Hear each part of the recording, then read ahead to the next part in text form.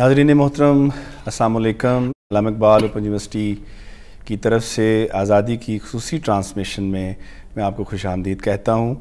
आज हमारे साथ मुल्क की मारूफ शख्सियत, मुमताज़ दानश्वर शायर जलील आली साहब मौजूद हैं। हम उनसे पाकिस्तानियत और अदब के हवाले से खुसूसी गुफ्तगू करेंगे। मेरा साथ देंगे अरशद महमूद नाशाद साहब, जो अल्लामा इकबाल ओपन यूनिवर्सिटी शोबा उर्दू में मुमताज़ उस्ताद हैं, मुहक्किक हैं, दानश्वर हैं, शायर हैं। तो चलते हैं जलील आली साहब की तरफ। अस्सलाम वालेकुम अली साहब, कैसे हैं आप? ठीक हैं? वालेकुम। अच्छा अली साहब, हमारा मौजू है आज पाकिस्तानियत और अदब। ज़ाहिर बात है ये एक बड़ा नज़रियाती मौजू है और इसकी जड़ें जो हैं वो बड़ी गहरी तारीख़ में जुड़ी हुई हैं। तो मैं सबसे पहले आपसे पूछना चाहूँगा कि तक़सीम का जो ये सारा मामला था और इसमें अदब का क्या किरदार रहा, खुसूसन उस वक्त जो मूवमेंट्स थी, ख़ास प्रोग्रेसिव मूवमेंट, तरक्की पसंद मूवमेंट और हल्का बाब ज़ौक़ की जो तहरीक थी, उनका क्या कंट्रीब्यूशन था आज़ादी की तहरीक में? उन्होंने क्या दिया? उस वक्त अदब कैसा लिखा जा रहा था और क्या असरात मरतब हुए हमारी आज़ादी की तहरीक पर अदब की तरफ से? कासिम साहब, बहुत अच्छा आपने सवाल किया।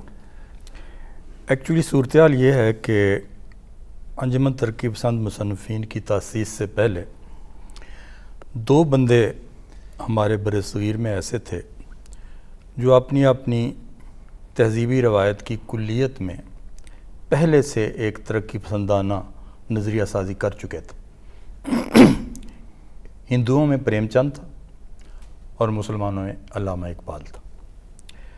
प्रेमचंद तरक्की पसंद तहरीक से बहुत पहले से तरक्की पसंद अदब तख्लीक कर रहा था, मगर अपनी तहज़ीबी रवायत की कुल्लियत में अपने स्पिरिचुअलिज़म को साथ शामिल करके। इसी तरह से इकबाल अपनी मुस्लिम रवायत में।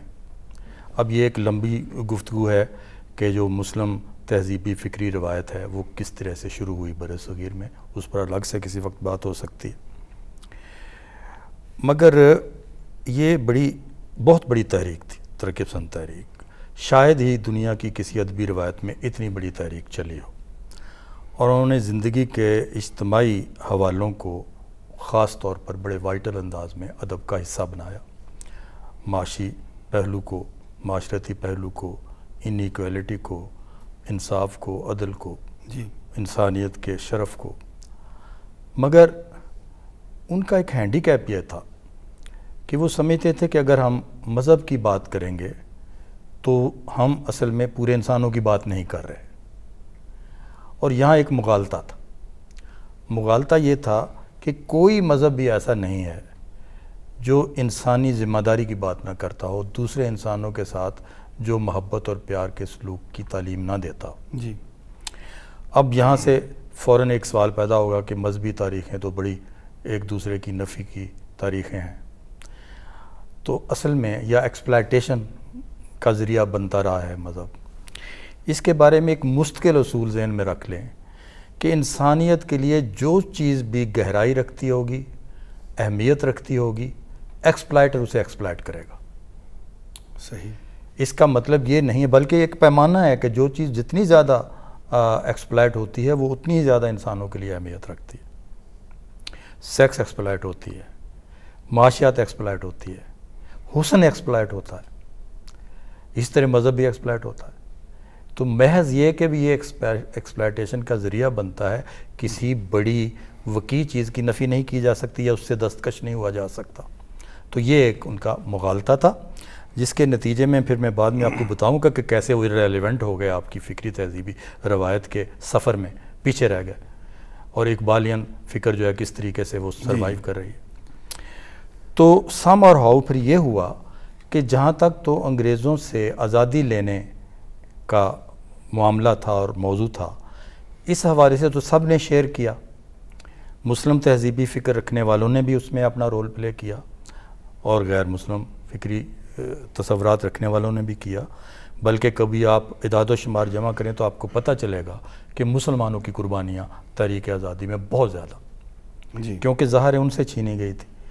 اور ظاہر ہے ان کے اندر ابھی یہ وہ احساس موجود تھا کہ ہم یہاں کے حکمران ہیں، لہٰذا انہی سے زیادہ قربانیاں منسوب ہوئیں اور کیا انہوں نے۔ لیکن جب وہ ڈائلاگ کا وقت آتا ہے، ظاہر ہے کہ کوئی بھی موومنٹ ہوتی ہے جد و جہد کی، آخر ڈائلاگ پر اس نے ختم ہونا ہوتا ہے، تو جو ڈائلاگ کا زمانہ جب آیا، جب انگریزوں نے وہ شروع کیا، تو اب اس میں آپ دیکھیں کہ علامہ اقبال نے تو اس مسلم تہذیبی تشخص کی بات کی اپنی شاعری میں بھی، اپنے تقریروں میں بھی، اپنی نثری تحریروں میں بھی، اور کہا کہ یہ ایک الگ آئیڈینٹی ہے مسلم کمیونٹی۔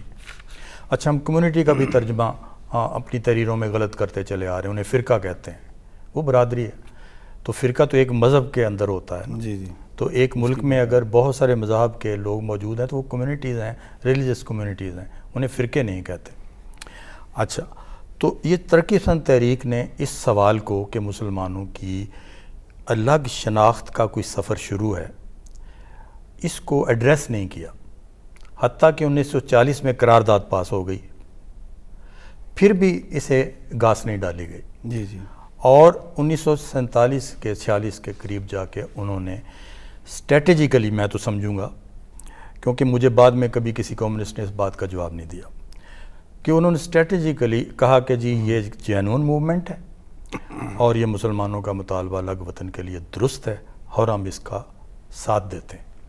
علی صاحب، ادھر میں ایک سوال کرنا چاہتا ہوں، ضرور، کہ چونکہ آپ نے بہت اچھی ماشاءاللہ عمدہ گفتگو آپ فرما رہے ہیں، اب یہ دھڑا تو وہ ہے جو فکری طور پر ترقی پسند مصنفین سے جڑا ہوا ہے اور جدید ان نظریات اور خیالات سے جڑا ہوا ہے، لیکن ایک بہت بڑا دھڑا وہ بھی ہے جو مذہب کی اس فکریات سے پوری طرح واقف بھی ہے، اس کو اون بھی کر رہا ہے، پھر بھی وہ قیام پاکستان یا پاکستان کے یہ ملک کی تقسیم کے خلاف جو ہے۔ بہت اچھی آپ نے بات کی۔ اچھا سر، اس میرا ایک سوال اسی کے ساتھ ایڈ کرنا، شاہ صاحب جو کہہ رہے ہیں کہ یہ موومنٹ تو ان کی انکویلٹی کی موومنٹ تھی نا، انہوں نے پولیٹیکل موومنٹ تو نہیں چلائی کہ تقسیم ہے، پاکستان بنانا ہے اور انقلاب لانا ہے، ان معنوں میں یہ تو انکویلٹی کی موومنٹ تھی جو پریم چند سے چلی آ رہی تھی، لیکن جو ہی تقسیم ہو گئی تو یہ ایک دم پولیٹیکل موومنٹ پھر بن گئی، ہم گجر بجنے پہ دھوکہ کھا گئے، یا جی داغ داغ اجالا۔ یہ ذرا سی بعد میں کریں گے بات، یہ پہلے ان کی بات کرتے ہیں۔ دیکھیں، بات یہ ہوتی ہے کہ تائید کس موقف کو بر صغیر کے مسلمانوں کی طرف سے ملی۔ اب دیکھیں، جو اقبالیہ نقطہ نظر تھا، جس کو جیلانی کامران ہند اسلامی اجمی روایت کہتے ہیں، تو وہ جو نقطہ نظر تھا وہ میجارٹی کا نقطہ نظر تھا جی، اور اس نقطہ نظر کے خلاف خود علماء جو تھے، نیشنلسٹ علماء، وہ خلاف تھے، احرار بے والے بھی خلاف تھے، ویسٹرن ماڈرنسٹ بھی خلاف تھے، مارکسسٹ بھی خلاف تھے۔ تو گویا اقبال کا جو نقطہ نظر تھا اس کو کئی محاذوں پر سامنا کرنا پڑا مخالفت کا، جی، مگر جب لوگوں سے پوچھا گیا تو 90%، 98% لوگوں نے، مسلمانوں نے اقبالیہ نقطہ نظر کی تائید کی۔ تو اس لیے ہم یہ کہیں گے کہ تاریخ جو ہے وہ نقطہ نظر جو تھے سب کی نفی کر کے آگے بڑھ گئی، اور ظاہر ہے ہمیں اسی کو اہمیت دینا پڑے گی جو مستقبل میں سفر کر رہا ہے، جو نقطہ نظر اور آگے بڑھ رہا ہے۔ اب ظاہر ہے کہ وہ جو نقطہ نظر پچھڑ گیا تو تاریخ نے ثابت کر دیا کہ وہ ریلیونٹ نہیں تھا اجتماعی مسائل سے۔ اب آپ کے والے سوال والی بات آتے ہیں کہ یہ ترقی پسند یہ سمجھتے تھے کہ وہ معاشرے کے ڈائنامزم کو زیادہ بہتر طریقے سے سمجھتے ہیں، جی، اور ان کے لیے چونکہ وہ پوری دنیا کے مزدوروں کو اکٹھا کرنے کے لیے نکلے ہوئے تھے، تو وہ سمجھتے تھے کہ اس طریقے سے تو ہم تقسیم ہو جائیں گے۔ حتیٰ کہ آپ کو پتہ ہے کہ یہ جو ہمارے ادبی پرچے تھے ان میں نعت نہیں شامل ہو سکتی تھی، کیونکہ زیادہ تر وہ سارے کے سارے پرچے انجمن ترقی پسند مصنفین یا ترقی پسند تحریک کے ساتھ منسلک تھے۔ تو وہ کہتے تھے کہ اگر ہم نعت اس میں شامل کریں گے تو پھر ہمیں لینن پر بھی نظم شامل کرنی پڑے گی، کارل مارکس پر بھی شامل کرنے پڑے گی۔ تو یہ ایک کنٹراڈکشن کی تھی جن کو وہ ریزالو نہیں کر سکے کبھی۔ تو اس لیے میں یہ کہتا ہوں کہ 46 میں آ کے یا 47 کے غالباً آغاز میں، مجھے ایگزیکٹ ڈیٹ نہیں پتہ، جب انہوں نے یہ کہا اور مان لیا کہ بھئی ایک، لیکن اس کے بعد مجھے 55 سال تو مجھے ہو گئے ہیں، میں 1961 میں انٹر میں آیا تھا، اس وقت سے ان بحثوں میں میں شریک ہوں، ٹھیک ہے، اور اس وقت سے یہی ہے کہ جی پاکستان تو کسی سازش کے تحت بنا ہوا ہے، یعنی ان لوگوں کی طرف سے۔ تو میرا ہمیشہ سوال یہ رہا کہ جب آپ نے آپٹ کیا تھا، کہا تھا یہ ایک جینون موومنٹ ہے اور یہ مطالبہ درست ہے، تو آپ کے پاس مثبت گراؤنڈز کیا تھی؟ ایک جینون سوال ہے یہ، وہ بتانا چاہیے تھا، اسے لے کر آگے چلنا چاہیے تھا۔ تاہم ان میں ایک عنصر ایسا موجود تھا احمد ندیم قاسمی صاحب کی طرح کا، کہ جو لوگ جو تھے وہ جو کہتے تھے، ایک دفعہ سجاد ظہیر نے احمد ندیم قاسمی صاحب سے کہا کہ آپ اتنے زبردست سوشلسٹ ہیں، آپ نے یہ مذہب والا مسئلہ ساتھ کیا نہیں کیا ہوا؟ تو احمد ندیم قاسمی نے یہ جواب دیا تھا کہ میرا مذہب مجھے غریبوں کی حمایت سے نہیں روکتا۔ جی ٹھیک ہے، یہی وہ بنیادی مسئلہ ہے کہ اور اس نے اتنا نقصان پہنچایا۔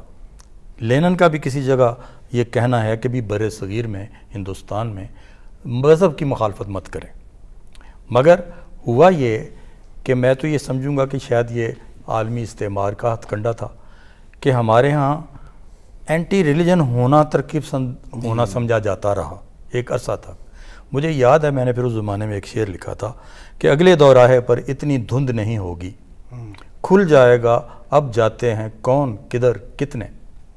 تو آپ نے دیکھا کہ رشیا کے ڈاؤن فال کے بعد تو نظر ہی نہیں آتا کوئی، تو یہ ہوا۔ لیکن میں آپ کو ایک بڑا اہم واقعہ سنانا چاہتا ہوں، بڑی مزے کی وہ بات ہے۔ ایرک سپرین بہت بڑے سوشلسٹ تھے اور وہ بابا سوشلزم بھی کہلاتے ہیں انٹلیکچولز میں۔ تو ایک دفعہ ڈاکٹر کنیز یوسف کے ہاں ڈسکشن ہو رہی تھی تحریک پاکستان کے بارے میں، وہ ہسٹری کمیشن کی چیئر پرسن تھی اور تاریخ لکھوانا چاہتی تھی، تو چاہتی تھی کہ فیڈ بیک ملے۔ اس پر ہمارے ایک دوست ہیں احمد جوید افسانہ نگار، فوت ہو گئے۔ انہوں نے کہا جی سب سے پہلے ہمیں یہ دیکھنا چاہیے کہ پاکستان کیوں بنا۔ تو انہوں نے کہا جی ٹھیک ہے کریں بات۔ تو انہوں نے کہا جی یہ مسلم اشرافیہ کے مفادات کے تحفظ کے لیے بنا تھا اور قائد اعظم اور علامہ اقبال ان کے تھے، نمائندہ تھے۔ خیر اس پر بات ہوتی رہی، ہمارے اکثر انٹلیکچولز نے اس کی تائید کی، اس بات کی۔ میں نے ایک سوال اٹھا دیا، میں نے کہا جی کہ اگر آپ یہ تاریخ لکھوائیں گے تو آئندہ نسلوں میں ایک احساس جرم پیدا ہوگا، حب الوطنی نہیں پیدا ہو سکتی۔ تو کیا کوئی ایک بات آدھی بات ایسی ہے کہ ہم کہیں ہماری اچیومنٹ ہے یہ؟ اس پر ڈاکٹر کنیز یوسف نے قائد اعظم کی طرح کا جملہ کہا۔ ڈاکٹر کنیز یوسف نے کہا جی میں تاریخ کی ادنا سی طالب علم ہوں اور میں یہ سمجھتی ہوں کہ 1400 سال کے بعد یہ مسلمانوں کی دوسری بڑی اچیومنٹ ہے۔ میں کہتا ہوں کہ جو انٹلیکچول ڈاکٹر کنیز یوسف کی یہ بات ان ڈیپتھ سمجھنے سے قاصر ہے، وہ پورا تہذیبی وین نہیں رکھتا۔ ٹھیک ہے، اچھا اب نیکسٹ میٹنگ میں ایرک سپرین کی میں آپ کو بات بتانے لگا ہوں، جو پہلی میٹنگ میں یہ کہتا تھا جی میں نے بھی ایک دفعہ اس طرح کی بات کر دی تھی تو لوگ میرے پیچھے پڑ گئے تھے۔ دوسری دفعہ جب وہ مضمون لکھ کے لے آئے احمد جوید، تو ایرک سپرین کے اب جملے میں آپ کو سناتا ہوں۔ اس نے کہا تمہیں کیا پتہ یہ کتنی بڑی مسلم لیگ کی تحریک، کتنی بڑی عوامی تحریک تھی اور ان کا منشور کتنا ریڈیکل تھا کہ دولتانے جیسے لوگ اپنی دیہی زمینیں بیچنے جا رہے تھے کہ یہ پاکستان میں نہیں رہیں گی۔ یہ ایرک سپرین کہہ رہا ہے، اور میرا خیال ہے کہ اگر وہ سوال میں نے نہ کیا ہوتا صحیح تو شاید یہاں تک بات نہ آتی۔ اچھا نشاء صاحب، علی صاحب جس طرح آپ نے سوال کیا علی صاحب سے، اینٹی ریلیجن تو نہیں تھے میرے خیال میں ترقی پسند، اپنا اینٹی ریلیجن موقف تھا ان کا غالب رہا کچھ تعداد میں، میرے خیال میں جو مذہب کے حوالے سے ان کا موقف جو ہے وہ بڑا معتدل رہا۔ قاسمی صاحب جس کی آپ مثال دے رہے ہیں، تو لیکن حب الوطنی میرے خیال میں ان کے ہاں کوئی ایسا مسئلہ نہیں رہا، وہ بڑے متشدد حب الوطنی ان کے ہاں موجود رہی۔ نہیں لیکن دیکھیں نا، جب ایک ملک، یہ پاکستان خاص طور پر یہ ایک نظریاتی ملک ہے نا، اب محض کسی زمین کے ٹکڑے کے ساتھ محبت کوئی معنی نہیں رکھتی۔ صحیح، بالکل صحیح۔ اس نظریے کے ساتھ، اس کمٹمنٹ کے ساتھ جس کے لیے لوگوں نے اتنی زیادہ قربانیاں دیں، اور اس کے شاید لیے وہ آؤٹ بھی ہو گئے، نہیں چل سکا۔ نہیں قاسم صاحب دیکھیں، بات یہ ہے کہ جس ٹکڑے سے آپ محبت کا اظہار کر رہے ہیں، اگر آپ کا موقف تاریخی طور پر یہ ہے کہ یہ تو سازش سے بنا ہوا ہے، یہ تو غلط بنا، تو بلوطنی کہاں سے آئے گی؟ ٹھیک ہے، دیکھیں وہ عوام کے ساتھ اپنی محبت کو کہتے ہیں وہ بلوطنی، لیکن علی صاحب ہم یہ مانتے ہیں کہ عوام کے ساتھ اٹھ کی ہے۔ یہاں میں ایک آپ سے جی ضرور پوچھنا چاہتا ہوں کہ جو لوگ ہجرت کر کے اپنی قربانیاں دے کر ایک خاک و خون کا ایک دریا عبور کر کے یہاں آئے، ان کے کوئی خواب تھے، ان کی کوئی خواہشیں تھیں، وہ ایک الگ وطن اور ایک ایسی فضا چاہتے تھے جو پاکیزہ ہو، لیکن یہاں آ کر ان کے خواب ٹوٹے، یہاں انہیں اس طرح کی کئی صورتوں سے گزرنا پڑا، کئی المناک سانحات سے گزرنا پڑا کہ وہ لوگ بھی متنفر ہوئے۔ وہ عوامی رنگ جو تھا، جو ان کے اندر ایک اسپرٹ تھا، وہ یہاں آ کر کیا آپ سمجھتے ہیں کہ اس کے بھی کوئی میرے خیال میں ہم ایک بریک چھوٹی سی لے لیں، بریک کے بعد پھر حاضر ہوتے ہیں۔ حاضرین محترم، ہم دوبارہ بریک کے بعد حاضر ہوتے ہیں، اسی گفتگو کو پھر دوبارہ جاری رکھیں گے۔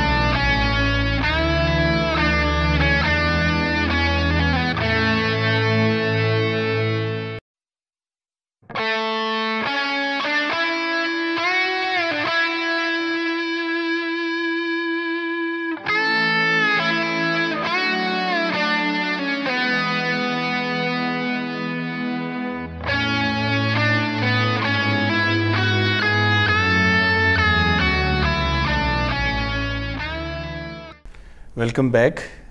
ہم وہیں سے اپنی گفتگو جاری رکھتے ہیں۔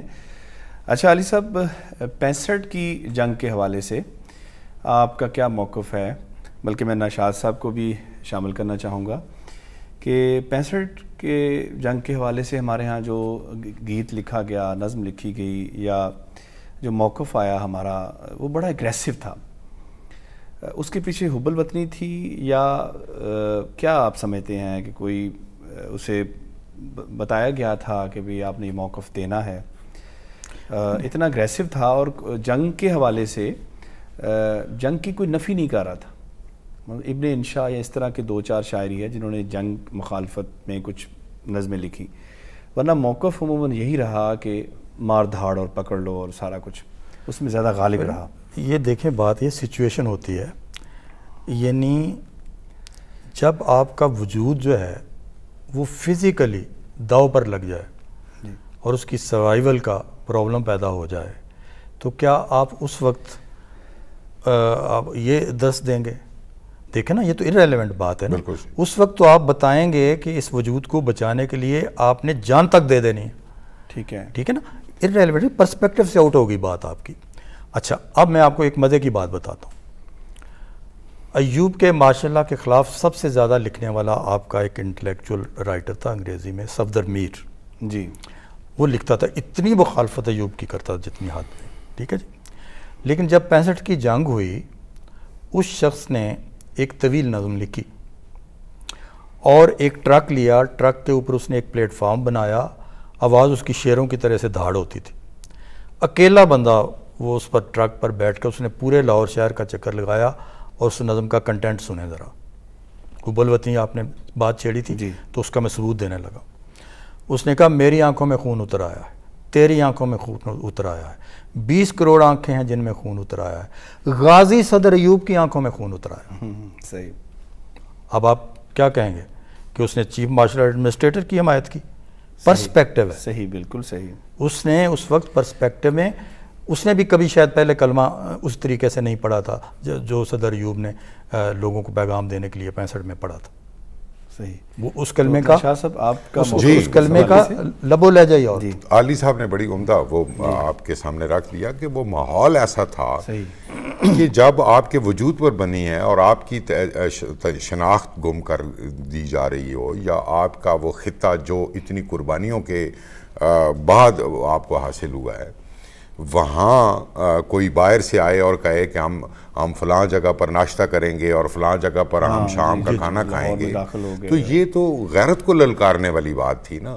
اور وہ چونکہ درس ہمارے پاس پہلے سے موجود تھا کہ غیرت ہے بڑی چیز، جانے تک و داؤ میں پہناتی ہے درویش، تو وہ ناتوانوں میں بھی ایک توانائی آتی ہے اور وہ مزاحمت کا ایک رنگ جاگتا ہے۔ اس کو یعنی محض اس زاویے سے دیکھنا کہ وہ جنگ کی جو ہے وہ ہمیشہ وہ انسانیت کے کوئی خلاف بات ہے۔ جنگ امن کے لیے ضروری ہے، جنگ آشتی کے لیے ضروری ہے، صحیح، اور اپنے وجود کے دفاع کے لیے، اپنی اس شناخت کی بقا کے لیے وہ جنگ بہت ضروری تھی۔ اور یہی وجہ تھی کہ اس میں آپ علی صاحب نے اپنی ابتدائی گفتگو میں بڑی خوبصورت بات کی تھی کہ یہ جو ادب یہاں لکھا گیا ایسے مواقع پر خاص طور پر، یعنی اس طرح کے ادب کے بارے میں ایک عمومی رائے یہ ہے کہ اس طرح کا ہنگامی ادب جو ہے وہ دیر پا نہیں ہوتا، دور رس نہیں ہوتا، دیر تک سفر نہیں کرتا۔ لیکن آپ یہ 65 یا قیام پاکستان کے فوراً بعد لکھا گیا ادب کے بعض اجزاء ایسے ہیں جو مستقل ہماری ادبی میراث میں شامل ہیں اور وہ آگے سفر کر رہے ہیں، اور اس سے نمود کے اس کا موضوع۔ ایک بات میں ضرور کہنا چاہوں گا، وہ یہ ہے کہ جو ابھی میں نے بتایا کہ سروائیو کون کیا ہے، سٹے کون کیا ہے، تو یہ اپنا گھاٹے کا سودا ہے انٹلیکچوئلز کے لیے، کریٹو بینگز کے لیے، کہ وہ اگر اپنے لفظ میں جان پیدا کرنا چاہتے ہیں تو اس کو ایک فکری تہذیبی روایت کے ساتھ دیکھیں۔ فراق گورکھپوری ہندو شاعر تھا، اور وہ کہتا تھا کہ اگر آپ نے غزل لکھنی ہے تو آپ کو مسلم تہذیب سے ایسوسیٹ کرنا پڑے گا۔ وہ یہ سمجھ رہا ہے کہ غزل کا پورا جو نظام فکر ہے اور اس کی جو سٹرینتھ ہے وہ کس چیز میں ہے۔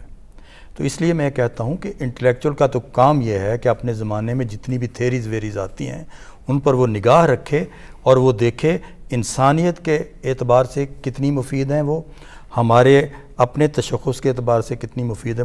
ہم تو آنکھیں بند کر کے باہر سے جو چیز آتی ہے اس کی پیروی میں، پوسٹ ماڈرنزم ہے اس کی پیروی میں، پوسٹ کلونیلزم ہے اس کی پیروی میں، اور وہ جو ہے اپنا نسوانیت کی جو تحریک ہے اس کی پیروی میں چلتے چلے جاتے ہیں۔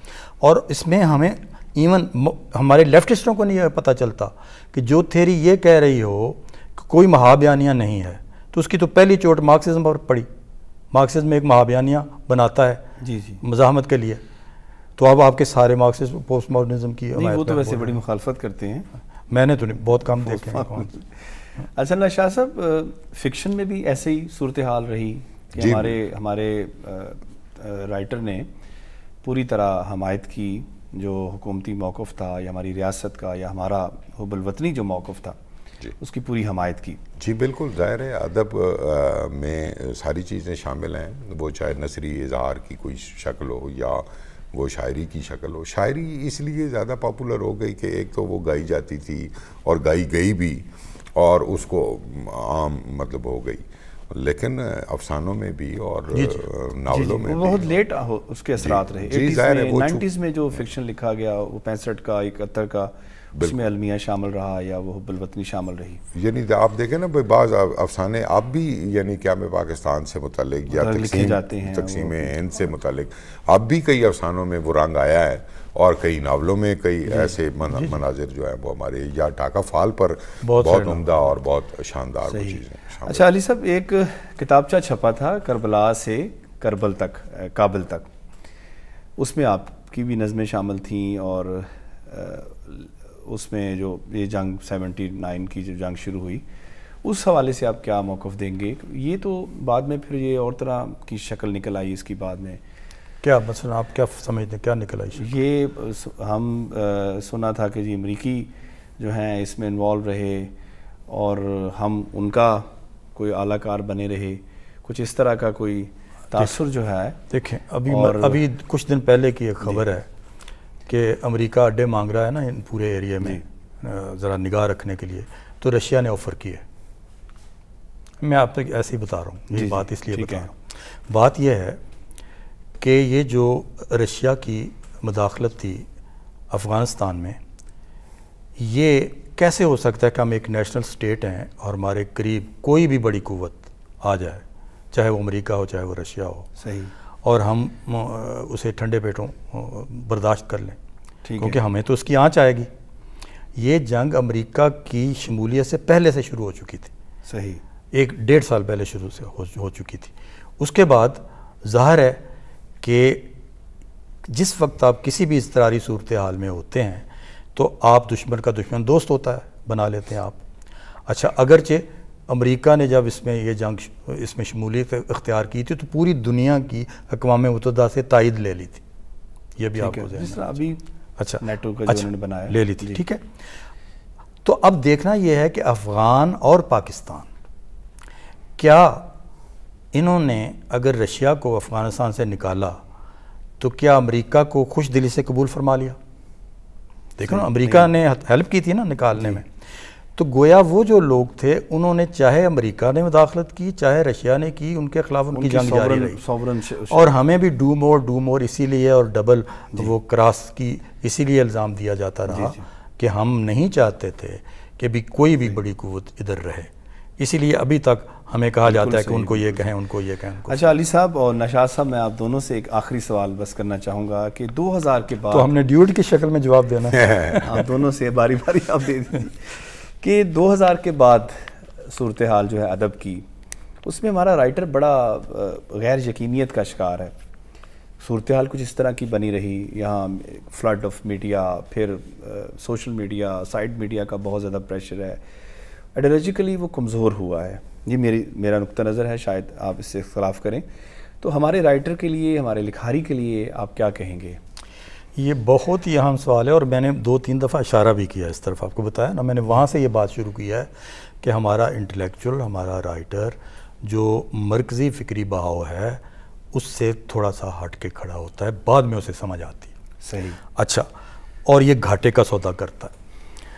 اب آپ نے جو بات بتائی، یہ سارے رائٹرز کے بارے میں آپ نہیں کہہ سکتے، میں بھی تو رائٹر میں سے ہوں نا، آپ کے سامنے ینگ رائٹر۔ اچھا، ینگ رائٹر بھی بے شمار میں آپ کو بتا سکتا ہوں، جو مطلب اس پر شاہین عباس ہے، اس کے ہاں آپ دیکھ لیں، اور علی محمد فرشی ہے، اس کے ہاں آپ دیکھ لیں، کیا پاکستانیت موجود نہیں؟ کیا کہیں اس کے بارے میں بے یقینی موجود ہے؟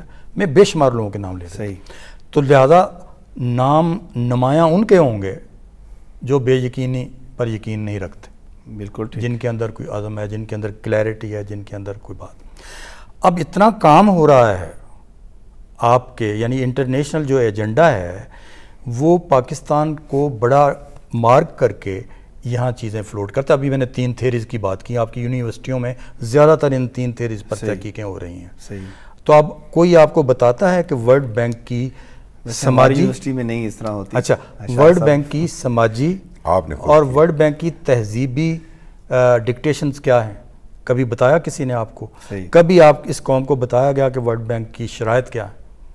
جو انٹلیکچوئلز انٹرنیشنل استعمار کی شرائط سے ہی واقف نہیں ہیں، انہوں نے کتنا یقین والی بات کرنی ہے؟ تو اب ظاہر ہے اس میں وہ جو نگاہ رکھتے ہیں ایک فکری تہذیبی روایت کے تسلسل میں اور اس کے کمپریہنسو ویژن میں جو نگاہ رکھتے ہیں، ظاہر ہے ان کے ہاں پوٹینشیل بہتر ہے، اور ان کی نگاہ بھی بہتر ہے، ان کا تجزیہ بھی بہتر ہے، اور اس پر احسان اکبر بھی یہیں بیٹھے ہوئے ہیں، نتائج بھی آپ ڈاکٹر صاحب بھی یہیں بیٹھے ہوئے ہیں، کبھی ڈاواڈول نہیں۔ نشاط صاحب، علی صاحب نے بڑی عمدہ بات کر دی، اور یہی کہ 20ویں صدی ہو یا 21ویں صدی ہو، آپ نے ایک بات کی نا، یعنی وہ کمٹمنٹ جو ہے وہ بنیادی طور پر آپ کے وجود کو مینٹین رکھتی ہے، بہت اچھی، وہ آپ کی جو وابستگی ہے وہ آپ کو شناخت دیتی ہے۔ یہ جن لوگوں کی طرف آپ نے اشارہ کیا وہ غالب بے شک ہوں، زیادہ تعداد میں ہوں، انہوں نے کچے پکے ان فلسفوں کو یا ان خیالات و نظریات کو یا ان تھیریز کو انہوں نے فالو کیا، اور ظاہر ہے ان کے ایک تو تفہیم مکمل نہیں ہے، جیسے علی صاحب نے ابھی واضح کیا، پھر یہ کہ اگر تفہیم ہو بھی جائے تو وہ ہماری اس کی جڑیں ہماری زمین میں نہیں ہیں، اس کے ہمارے نظریے کے ساتھ کوئی وابستگی نہیں ہے۔ پھر ہمارے یہاں جو آپ تنقید میں بھی دلچسپی لیتے ہیں قاسم صاحب، تنقید بھی آپ کا سبجیکٹ ہے، ابھی آپ نے کہا تھا کہ نہیں ہے مارکسسٹ، مجھے آپ یہ بتائیے کہ ابھی سے 30 سال پہلے، 30-35 سال پہلے کی تحریریں نکال لیں تنقیدی، ہر صفحے پر 2-3 دفعہ کمٹمنٹ کا لفظ آئے گا، صحیح، کہ ادیب اور شاعر یہ بتائے اس کی کمٹمنٹ کیا ہے۔ صحیح، آپ مجھے دکھا سکتے ہیں تحریروں میں کہیں کمٹمنٹ کی بات ہو رہی ہو؟ صحیح. تنقیدی تحریروں میں سے کمٹمنٹ کا لفظ ہی نکل گیا. بکھراؤ بہت زیادہ بکھراؤ آیا ہے اس کا مطلب. اور یہ چیز قابل ہوئی ہے جی معنی قیام نہیں کرتا. جی جی جی. اور جب معنی قیام نہیں کرتا تو یہ ایکٹیویٹی ساری کی ساری بیکار ہے. تخلیقی حوالے سے بھی نشاط صاحب اسی طرح ایک بکھراؤ موجود ہے. بالکل بکھراؤ موجود ہے. ناظرین آپ نے گفتگو سنی، میں بڑا مشکور ہوں جلیل علی صاحب کا، ارشد مبین ناشاط صاحب کا، وہ تشریف لائے. یہ اتنا وسیع موضوع ہے، اگر ہم اس پہ گفتگو کرتے رہیں کئی گھنٹے بھی تو وہ مختصر لگتی ہے. تشنیگی کا احساس یقیناً آپ کو ہوا ہوگا. میں ایک اگلے پروگرام میں پھر آپ کو خوش آمدید کہوں گا. تب تک کے لیے اجازت دیجیے. خدا حافظ.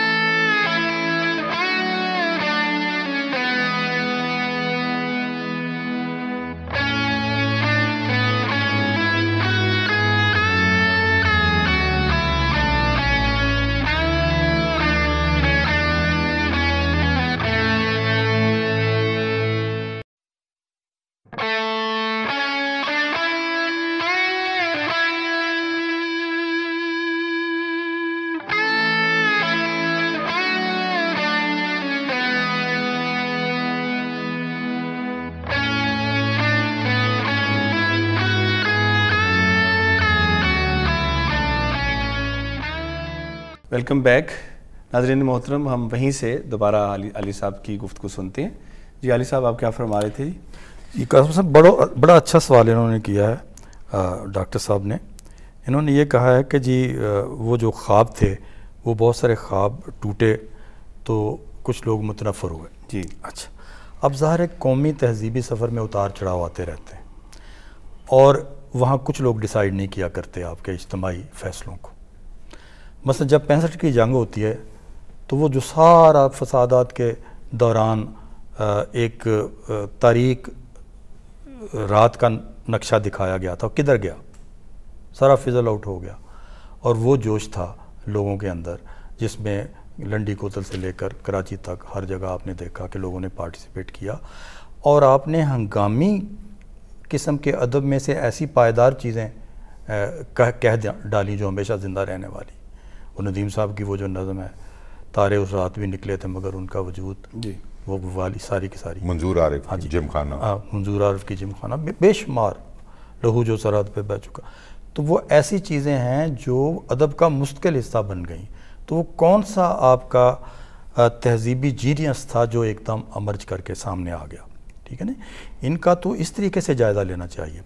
تو وہ جو کچھ ڈسلوینٹ لوگ ہوتے ہیں وہ ہمیشہ موجود ہوتے ہیں، لیکن دیکھنا یہ ہے کہ آپ کی غزل کا، آپ کی نظم کا لب و لہجہ پاکستان بننے کے بعد کیا اتنا ہی قنوتی رہا جتنا پہلے تھا؟ اردو غزل کے بارے میں تو آپ کو پتہ ہے حال ہی کو لکھنا پڑا پورا مقدمہ شعر و شاعری. اچھا، تو وہ رونے دھونے کی مرثیہ انتہائی مقبول تھا. کیوں مرثیہ مقبول تھا؟ کہ ہم اپنے زوال کو، کربلا کو یاد کر کر کے روتے تھے. روتے اپنے زوال کو تھے. ٹھیک ہے، وہ پیچھے سائیکی تھی نا اجتماعی، تو اس لیے وہ رلاتی تھی. اب وہ آپ دیکھیں کہ اس کے بعد جو ہے فضا یہ ساری کی ساری 65 نے تبدیل کر دی. اور میں اس پہ 65 پہ باقاعدہ ہم آپ سے بات کرتے ہیں. جی. اچھا سر، یہ بتائیے کہ اقبال کی جو آئیڈیالوجی تھی، کہتے ہیں کہ اقبال اگر مزید ان کو 15-20 سال 30 سال ملتے، پاکستان دیکھ لیتے، پاکستان ریاست، تو شاید وہ ان کے نظریات یا ان کی آئیڈیالوجی جو ہے وہ ایک شکل بنانے میں کامیاب ہو جاتی. کیونکہ یہ لوگوں نے بنایا، پھر لوگوں نے پرسیو کیا، طرح طرح ریاست نے اس کو اون کر لیا، لوگ اور طرح سوچنے لگے. اس حوالے سے کیا کہتے ہیں آپ؟ یہ دیکھیں، یہ تو قدرت کے فیصلے ہیں نا جی. مثلا کوئی شاعر 40 سال میں فوت ہو جاتا ہے، ٹھیک ہے، ہم کہتے ہیں اور زندہ رہتا تو شاید یہ ہو جاتا ہو. یہ قدرت کے فیصلے ہیں. ایک تو بات پہلی یہ مانیں آپ کہ انسانوں کے فیصلے کے اندر قدرت مداخلت کرتی ہے. ٹھیک ہے، یہ سے ایک بہت بڑی چیز جو ہے وہ اپروو ہو رہی ہے، جسے ہم شاید آسانی سے ہضم کرنے کے لیے تیار نہیں. اچھا، اب دوسری بات یہ کہ اقبال کا کلام موجود ہے. کیا وہ کلام جتنی مربوط ایک آئیڈیالوجی دیتا ہے، جتنا مربوط نظام فکر دیتا ہے، دنیا کا کوئی شاعر دیتا ہے؟ یہ یونیکنیس ہے اقبال کی. اور یعنی ساری شرطیں پورے کرتے ہوئے آج بھی آپ اگر 5 بڑی نظمیں اولین سطح پر نشاندہی کرنا چاہیں تو اقبال ہی کی نکلیں گی. بالکل صحیح. ٹھیک ہے، تو یہ بات بھی نہیں ہے کہ اس نے پیغام دینا شروع کیا تو تخلیقیت میں کوئی کمی آ گئی. بھائی اس کا تو پیغام نکلا ہی اس کی تخلیقی واردات سے. اس نے جو ساری فکری تشکیل کی ہے وہ اپنی تخلیقی واردات کی روشنی میں کی ہے. اس سے ہمیں سیکھنا چاہیے کہ ہمیں سنسیئر رہنا چاہیے اپنے ساتھ.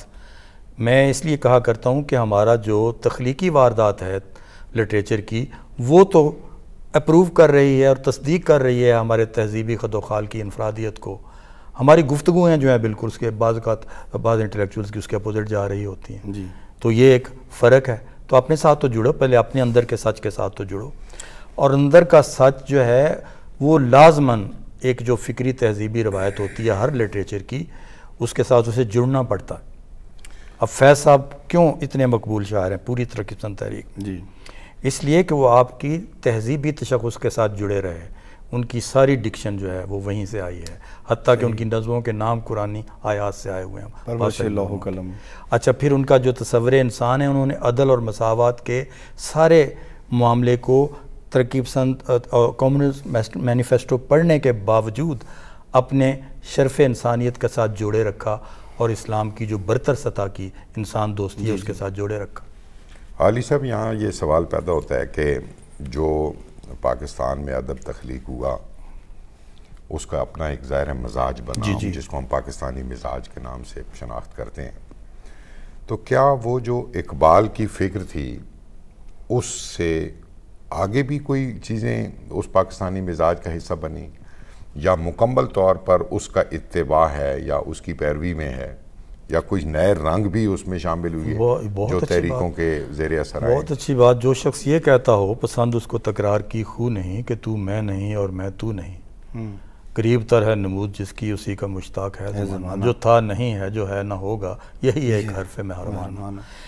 اس سے اقبال کے اس لیکچر کو اگر آپ سامنے رکھیں جہاں وہ اسلامی کلچر کی روح کی بات کرتا ہے، تو اس میں وہ بتاتا ہے کہ 2 اصول بیک وقت کار فرما ہے. ایک ہے استقرار کا اور ثبات کا، اور ایک ہے تغیر کا. کچھ چیزیں جو ہیں ان میں تبدیلی نہیں آتی اور باقی چیزوں میں تبدیلی آتی ہے. اب جو تبدیلی آتی ہے اس کا رخ دیکھنا ہوتا ہے. وہ ایک بڑی اچھی لائن ہے احسان اکبر کی نظم کی کہ ہم آگے بڑھتے جانے والے ایسے قافلوں سے ہیں، فقط جو سمت رکھتے ہیں کوئی منزل نہیں رکھتے. صحیح. اب ہمارا تو نقطہ نظر یہ ہے کہ ہر لحظہ نیا طور، نئی برکت تجلی، کلو یومن ہوا فی شان، ہر دن اللہ تعالیٰ کی نئی شان کے ساتھ طلوع ہوتا ہے. جی. تو کیا غزل وہیں کھڑی ہے جہاں 1947 میں تھی؟ نہیں. غزل میں تو اب تک یعنی ہر 10-15 سال کے بعد اس کے لب و لہجے میں تبدیلی آ جاتی ہے، اس کی ڈکشن میں تبدیلی آ جاتی ہے. ٹھیک ہے نا، وہ آتی ہیں، نئی باتیں سامنے آتی ہیں. علامہ اقبال کا ایک تخاطب پوری انسانیت تھی، دوسرا تخاطب عالم اسلام تھا، تیسرا تخاطب بر صغیر کے مسلمان تھے، اور ایک پھر اس کا تخاطب ہمارے ساتھ بنتا ہے جسے ہم ری انٹرپریٹ کرتے ہیں اپنے علامہ اقبال کو اپنے پاکستان کے حوالے سے سارے کا سارا. اور جو قائد اعظم کے نام لکھے ہوئے علامہ اقبال کے جو خطوط ہیں 14، ان خطوں کو آپ پڑھ لیں. اس کا جو فورورڈ ہے قائد اعظم نے خود لکھا ہوا ہے، تو لہٰذا ایک اس کی اتھینٹسٹی اس سے زیادہ کیا ہوگی. تو ان کے اندر آپ کو خد و خال نظر آ جائیں گے کہ کس طرح کا وہ چاہتے ہیں. جیسے آپ دیکھیں اسلام آپ کو ایک گائیڈ لائن دیتا ہے، کوئی نظام بنا کے نہیں دیتا کہ یہ نظام تعلیم ہوگا یا نظام معیشت ہوگا. گائیڈ لائن ہے. نظام تو ہسٹری کے تبدیل ہونے کے ساتھ بدلتے رہتے ہیں. اس کے لیے میں بہت بڑی یہ مثال دیا کرتا ہوں کہ آپ دیکھیں کہ شراب تو ایک سیکنڈ میں منع کر دی گئی، لیکن غلاموں کے بارے میں آخری خطبے میں بھی یہ حکم ہے ان کے ساتھ اچھا سلوک کریں، یعنی ایک اعلان کے ساتھ غلامی ختم نہیں کی جا سکی، کیونکہ وہ تابع تھی ہسٹری کی ارتقاء کے. ابھی ہسٹری اس جگہ تھی جہاں غلامی بطور سسٹم ختم نہیں ہو سکتی تھی، لیکن ایک پریمیٹیو سوسائٹی کو رسول اللہ صلی اللہ علیہ وسلم نے اس کا وہ سٹرکچر تو نہیں بدلا، قبائلی سوسائٹی تھی نا، لیکن ایلیویٹ کر دیا اتنا زیادہ کہ قیامت تک انسانیت اس ایلیویشن پر نہیں پہنچ سکے گی جتنا انہوں نے ایک. اب دیکھیں کہاں سے سفر کو شروع کیا، ایک پریمیٹیو سوسائٹی سے شروع کیا اور انسان کو کتنا ایلیویٹ کر دیا کہ آپ کہیں چلتے چلے جائیں جنگلوں میں، آپ کو نہ خاتون کو کوئی خطرہ ہے، نہ ملکیت کا کوئی خطرہ ہے، نہ اس کا. ٹھیک ہے، تو اب آج اگر کوئی یہ کہے کہ اسلام میں غلامی جائز ہے یا ناجائز ہے تو آپ بڑے صدقے دل سے کہہ سکتے ہیں کہ نہیں، ناجائز ہے. جی، اس لیے کہ قرآن کی دیکھیں آیت میں ایک آیت ہے کہ تمہیں ایک سخت گھاٹی سے گزرنا ہے. وہ گھاٹی کیا ہے؟ وہ گھاٹی ہے گردنوں کا چھڑانا.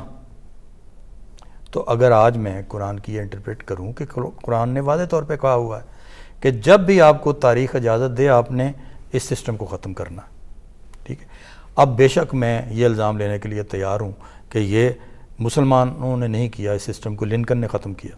ٹھیک ہے، اچھا، لیکن آپ کے پاس پوٹینشلی تو موجود ہے نا یہ چیز، ایک حکم موجود ہے. ایک میں مثال آپ کو اور دینا چاہتا ہوں اگر آپ تھوڑا سا وقت آپ کے پاس ہو. مثلا آپ دیکھیں کہ مارکسزم کی کتابوں میں یہ لکھا ہوا کہ مذہب افیون ہے اور یہ ذاتی ملکیت کے تحفظ کی باتیں کرتا ہے اور اس کی جو ہے ایلیمینیشن کی اجازت نہیں دیتا. ٹھیک ہے نا.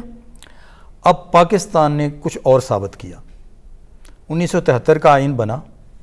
جو علماء یہ سمجھتے تھے کہ ملکیت پر پابندی نہیں لگائی جا سکتی یا ملکیت منسوخ نہیں کی جا سکتی، ان سب نے بھی اس آئین میں دستخط کیے اور اس میں یہ لکھا ہوا تھا کہ کسی کی بھی کوئی بھی ملکیت قومی مفاد میں نیشنلائز کی جا سکتی ہے. تو یہ ایک تاریخی ٹھوس ثبوت ہے کہ اسلام کا جو فریم ورک ہے آئیڈیولوجیکل، اس میں یہ وہ باتیں نہیں ہیں جو کہ مارکس کہتا تھا. ٹھیک ہے، تو یہ اتنا بڑا ثبوت ہے. یہ الگ بات کہ پھر ایک ماشاء اللہ چیف ایڈمنسٹریٹر. اچھا علی صاحب، یہ بتائیے کہ پاکستانی ادب کا پھر کیوں ہمیں نعرہ لگانا پڑا یا اس کی ضرورت پڑی؟ اگر ہم آئیڈیولوجیکلی بڑا ٹھیک چل رہے تھے اور ہمارا ادب بڑا مکمل تھا، لکھ رہے تھے ہم، اپنی حب الوطنی پوری طرح آ رہی تھی، تو کیا ایسی ضرورت پڑی کہ پھر پاکستانی ادب کی ہمیں ایک نیا فریم بنانا پڑا؟ اس میں میں بھی ایک سوال ایڈ کرتا ہوں تاکہ پھر آپ اس کا ضرور کیجیے. اصل یہ جو بات انہوں نے کی کہ پاکستانی ادب کا ظاہر ایک الگ مزاج بننا تھا اس جغرافی کی وجہ سے بھی، اور جو اس کے پیچھے نظریات کار فرما تھے. میں یہ آگے اس میں شامل کرنا چاہتا ہوں کہ جب ہمیں ایک نظریاتی رہنمائی مہیا تھی، جب ہمارے مقاصد واضح تھے، جب ہمیں ایک خطہ مل گیا، تو پھر کیا وجہ ہے کہ ہمارا ادب کوئی زندگی آمیز نہیں رہا یا اس طرح سے وہ ہمیں کسی منزل کی طرف لے جانے والا نہیں رہا، اور اس میں بکھراؤ زیادہ آیا اور ہمارے اندر بہت سارا انتشار یا اس کے اندر جو بہت زیادہ وہ شکستگی کی 65 تک تو یہ رہا نا. یہ بڑی آپ نے اچھی بات کی، یہ بڑی آپ نے اچھی بات کی. اب اس کو ذرا گراف بنائیں اس کا.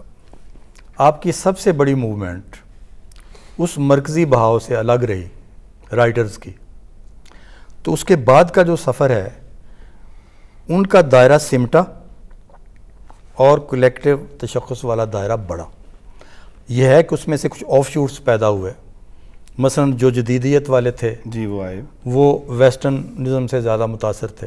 ٹھیک ہے، وجودیت والے بھی آئے. ٹھیک ہے، علامت والے، ٹھیک ہے، آئے. لیکن یہ جزیرے ہیں، جی یہ جزیرے ہیں. ادب کے جو مجموعی رجحانات ہیں اس میں دیکھیں آپ کا وہی شخص سٹے کیا ہے جو آپ کی فکری تہذیبی روایت کے تسلسل میں لکھ رہا تھا. فیض صاحب سٹے کیا ترکیب پسند تحریک میں سے، ندیم سٹے کیا، یہ اسی تسلسل میں لکھ رہے تھے. اب مجھے بتائیں کہ وہ جو شد و مد سے نفی کرنے والے تھے اس سارے نقطہ نظر کے، وہ تو نہیں سٹے کیے. جی ٹھیک ہے. اچھا، آپ کا سوال جو تھا نا اس کو بھی تھوڑا ڈیل کرنا چاہیے کہ آپ نے یہ کہا کہ ہمیں کیوں ضرورت پڑی. دیکھیں، کوئی تنظیم بنانا یا کسی چیز کو بطور خاص فوکس کرنا یہ ایک آزادی ہے، کوئی کر سکتا ہے. آپ میری رائے لے سکتے ہیں کہ یہ جو پاکستانی ادب والی موومنٹ تھی اس کا دائرہ اثر کیا تھا، اس کا جواز کیا تھا اور اس کے نتائج کیا تھے. تو میں یہ سمجھتا ہوں کہ یہ اسی طرح کی غلطی تھی منشوری لٹریچر لکھنے والی جو ترقی پسند تحریک والوں نے کی، اسی لیے وہ تھوڑی دیر چلی اور ختم ہو گئی. پھر آپ کو پتہ ہے اسلامی ادب کی بھی ایک موومنٹ چلی اور تھوڑی دیر چلی ختم ہو گئی. اور اسی زمانے میں ڈاکٹر سید عبداللہ نے نوٹس لیا تھا اس کا، اسلامی ادب کا. اس نے کہا کہ آپ یہ کہہ سکتے ہیں کہ ادب میں اسلامی عناصر، تو کریکٹ کیا انہوں نے جی کہ پورے ادب کو آپ اسلامی یہ کہنا یا غیر اسلامی کہنا یہ درست پیمانہ نہیں ہے. تو آپ اس طرح سے اسٹڈی کریں. ایکچولی تو یہ اسٹڈی کرنے والی چیز ہے، یہ اوپر سے نافذ کرنے والی چیز نہیں ہے. ہم نے دیکھنا یہ ہے کہ ہماری فکری تہذیبی روایت میں اور ہمارے لٹریچر میں اس کا کنٹینٹ کدھر جا رہا ہے اور اس کے فنی اظہارات کی صورتحال کیا ہے اور اس میں کوئی کنٹینیوٹی ہے کہ نہیں ہے. تو میرا نقطہ نظر یہ ہے جو میں اس کو غور سے دیکھتا رہتا ہوں کہ جو ویسٹ سے تحریکیں آتی ہیں، جی ٹھیک ہے، ہم ایک دم اٹریکٹ ہوتے ہیں ان کی طرف اور وہ کچھ اوور ڈوئنگ کرتے ہیں ہم، لیکن پھر جو بھی چیز باہر سے آتی ہے اس پر آہستہ آہستہ ہمارا اپنا رنگ چڑھتا ہے، ہم اسے اسیمیلیٹ کر لیتے ہیں اور اپنے مزاج کے مطابق بنا لیتے ہیں. آپ نظم کے شاعر ہیں، آپ دیکھیے جب آزاد نظم آئی تھی تو ایک دم انہوں نے کہا کہ اس میں سے قافیہ بھی نکالیں، ردیف بھی نکالیں، یہ تو غزل کی چیزیں ہیں ساری کی ساری. جی جی ٹھیک ہے نا. اور نکلیں اور کتنی ڈرائی سی وہ چیز ہو گئی کیونکہ باہر آپ کو نہیں نظر آتا تھا رائم اور یہ اور وہ. مگر بالآخر کیا ہوا کہ وہ ساری چیزیں واپس آ گئیں نظم میں اور اب اتنے غزل کے عناصر نظم میں واپس آ چکے ہیں. اس کا سماج کے ساتھ ایک جڑت ہو گئی. جی جی اس کی جڑت ہو گئی. تو آپ کا وہی چیز سروائیو وہ کرتی ہے. تو میرے حساب سے وہ لوگ جو مین بہاؤ سے فکری تہذیبی روایت کے مین بہاؤ سے کٹ جاتے ہیں وہ اپنا اتنا رسپانس نہیں لے پاتے لوگوں سے، قاری سے، اور قاری کا رسپانس اسی کو ملتا ہے جو اس سے جڑا رہتا ہے. ناظرین محترم، گفتگو ہماری جاری ہے. ایک بریک لیتے ہیں، بریک سے واپس آ کے اسی گفتگو جاری رکھیں گے.